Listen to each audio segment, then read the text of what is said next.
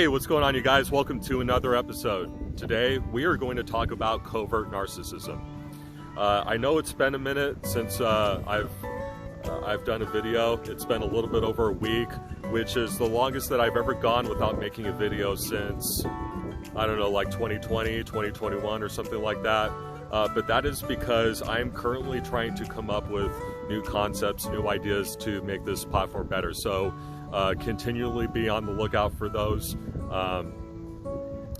If you notice that I'm taking larger gaps in between content and in between videos, that is why, because I want to continuously grow this platform. I want to get better. I want to develop my skill sets because you guys deserve it. So anyway, without further ado, let's go ahead and get into today's topic of covert narcissism. Now, what exactly makes covert narcissism different than all the other forms of narcissism? What makes it fundamentally different than just classic narcissism? Well, people that are classic narcissists, they don't have anything to hide. They are more than happy to show you how loud and proud they are. What you see is what you get with them. With the covert narcissist, however, they are more subtle about it. They like to play the long game, and usually you'll find that these people are very insecure. They have a huge victim complex. They're always blaming everybody else. They are always depressed, they're always sad, they're always anxious, they're always paranoid. And it's normal as a human being to be depressed and to be sad, and to feel like you're running on fumes. Just as long as you try to find solutions to get that behind you, so that you can get going, so that you can get better. And just so that you can be happy. I mean, you know, don't you want to be happy? Covert narcissists, they do not want to be happy. They want to continuously stay in this defeated, codependent, just the most miserable way that you could ever live your life. And usually any form of narcissism stems from childhood.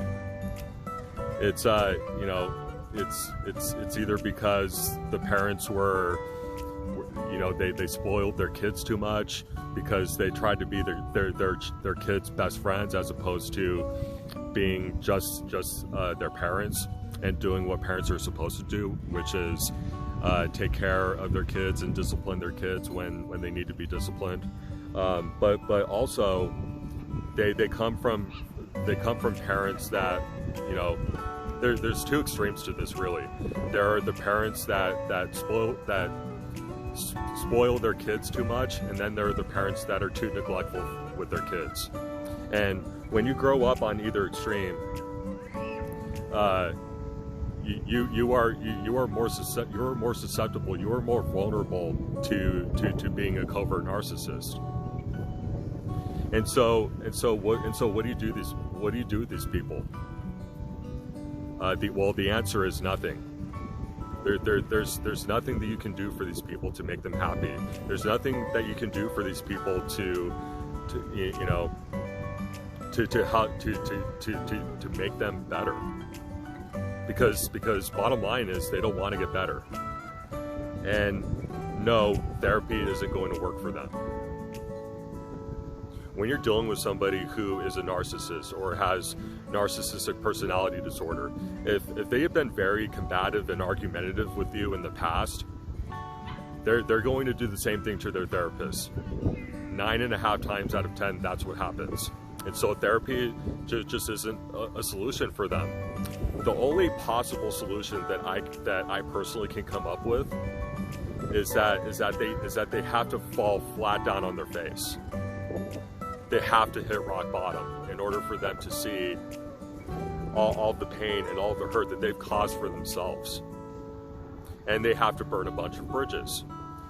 They have to see how many people they have hurt. They have to see how many people they have screwed over. You know, how many people they have just completely pushed away to the side when all they've tried to do is love them and care about them.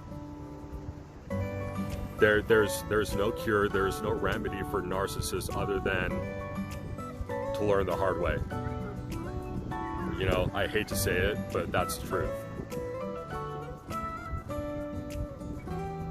And if you're somebody who struggles with covert narcissism and you recognize it right away,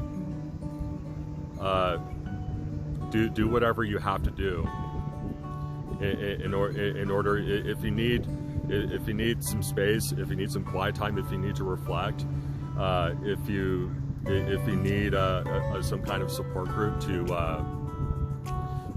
get you to leave that lifestyle behind, at least, hey, you know, you might be in the wrong, but at least you recognize it. Because the difference between people that are career covert narcissists and people that are aware of that and want to get better and want to let people in and want to love and care about other people in a proper way. The difference between people like that and people that just stay there forever and ever and ever do not recognize that they have a problem. They think in their mind that what they're doing is normal. They think it's working for them. Now, I want to make it clear that I'm not a doctor, I'm not a psychiatrist, so you can go ahead and take this video with a grain of salt if you want, but I just wanted to give you guys my own personal take, because I know for me, I have narcissistic tendencies. Everybody has narcissistic tendencies. But if you can spot those tendencies and stop them dead in its tracks, well then, congratulations. You are one step away from becoming the best version of yourself that you ever could be. Compared to people that just go their whole lives and they don't get it. Give yourself a pat on the back, because you deserve it. And if you're somebody who's dealing with a covert narcissist, or just any narcissist in general, my advice to you, you know, if there's somebody in your family, if they're a friend, try and hang in there as long as you can. Do whatever you can for them. But if it gets to a point where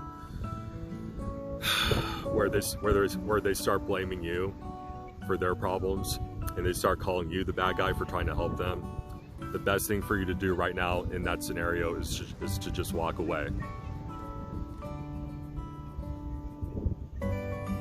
It doesn't mean that you don't love them anymore. It doesn't mean that you don't care about them anymore. It just means that you need your space. You need them to and they need their space too, so that they can figure it out. So anyway, guys, I got to go ahead and wrap this up. But I hope you enjoyed this episode. I hope it brought value. If you have any questions or comments about it, please let me know. Feel free to leave a comment in the section below. Feel free to message me on Instagram. And then also be on the lookout for more changes and more ideas for this platform, because I still want to keep this platform going. I still want to keep doing what I'm doing, but I'm also aware that it could be a lot better. So anyway, guys, subscribe to me on YouTube at Collectively Fearless. Follow me on Instagram at itsmanuel_ice to get more content like this. And like always, I hope you have a great rest of your day. I love you, and I will talk to you